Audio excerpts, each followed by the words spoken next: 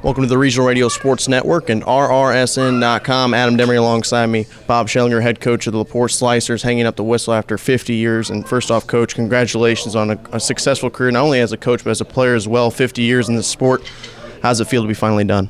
Well, I don't know. I don't know how it's going to feel. I know there's regrets because I'm going to miss it. There's no question. You don't do something this long and enjoy it as much as I did, not miss it. I'm looking forward to it. I feel good about the decision. I don't have any regrets about the decision. And, I've got a lot of good friends that have gone through, the Chris Giesmans and the Bill Sharps and guys that I came through the ranks with that have done this. And hopefully things will work out, for the best. You mentioned a couple of great coaches there, Chris Giesman, Bill Sharp. As you take a look at this process that you've gone through, deciding to finally retire, deciding to finally hang up the whistle, did you go to those guys and seek their advice on when timing was, when to know it was right, and what all the process was going to entail?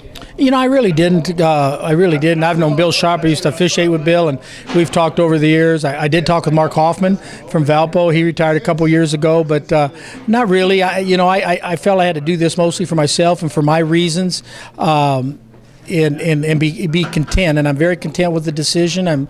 I don't have any qualms about doing this, and hopefully things are going to work out here at LaPorte, which I'm sure they will. And I think it's the right decision for me at this time. There's a story that Paul Condry tells us at the office of you were back in your playing days back in October 15th, 1971. It was a Holy War game against South Bend St. Joe versus Mishawaka Marion. You were the starting center, and you snapped the ball over the quarterback's head. It was a safety. The final score of the game was 2-0. And your head coach, Phil Teagarden, the way that he handled the situations, coming up to you after the game, what was said, and can you elaborate on the story and how that helped you get into coaching? Boy, you just can't get away from that, can you? When I got an award a couple years ago, and Bill Nagel brought that up at a banquet.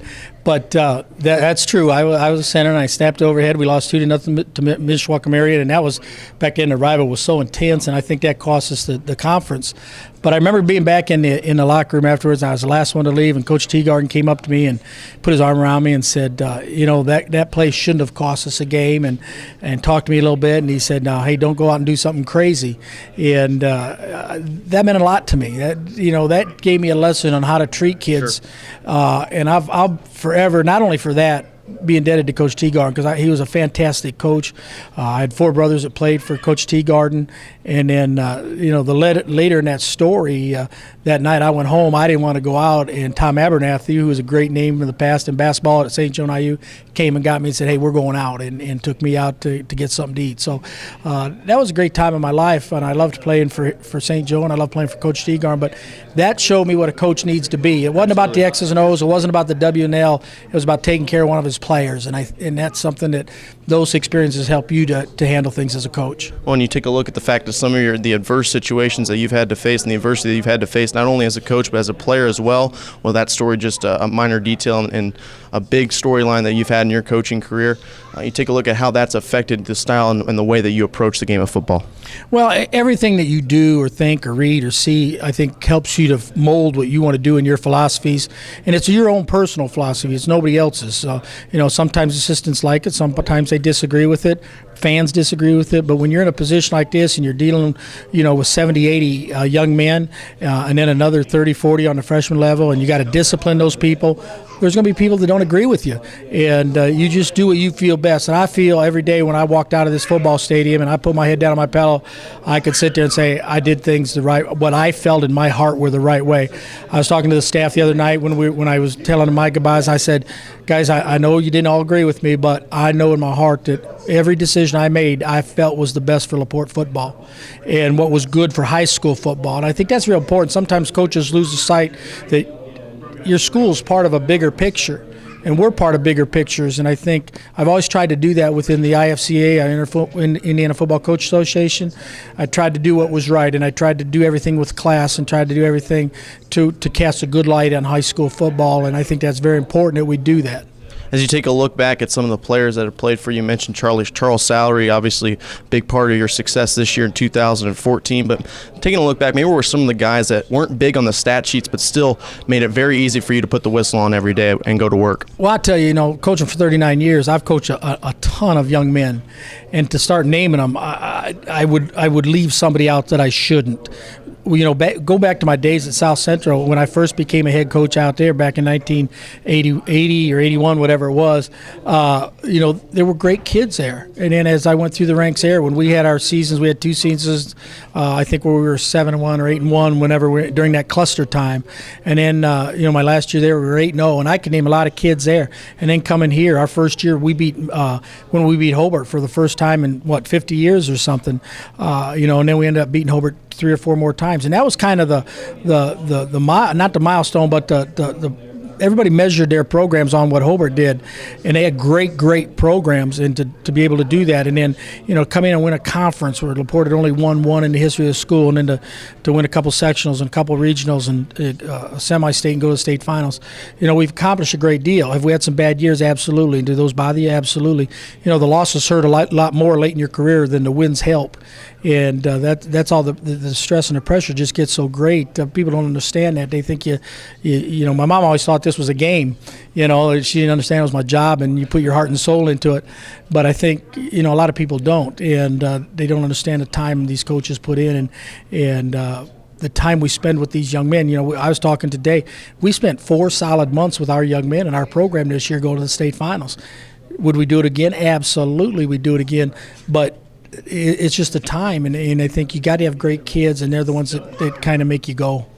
One of the neat things about this sport, especially with football, is the fact that it's a family atmosphere, it's a family dynamic, and one thing that's neat things with you personally is that you've been around your family with this game and used the teachings of this game with your own parenting, as well as what's helped shape the Schellinger family as well. Touch on some of those dynamics. Well, I'm going to tell you, when I was at South Central back in '93, when I was offered a football job at LaPorte, it wasn't about money. It wasn't about a bigger school.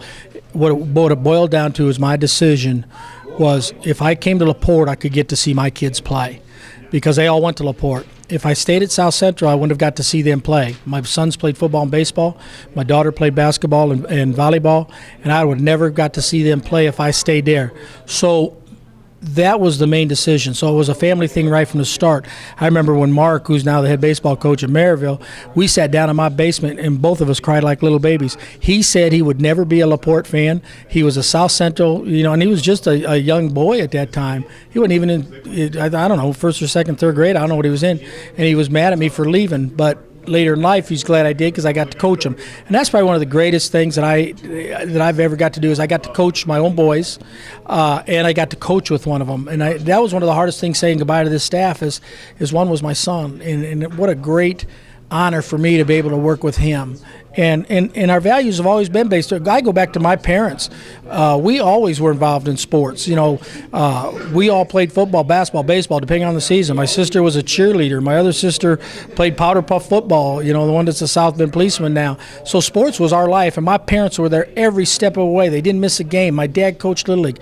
It's always been a family atmosphere, and I think we've drawn our values from that. And I think if everything is handled in perspective in athletics, it can teach you a heck of a lot and teach you to be much better in the game of life. Absolutely. And all my brothers have gone on to be very successful in their professions, and I really think sports had something to do with that.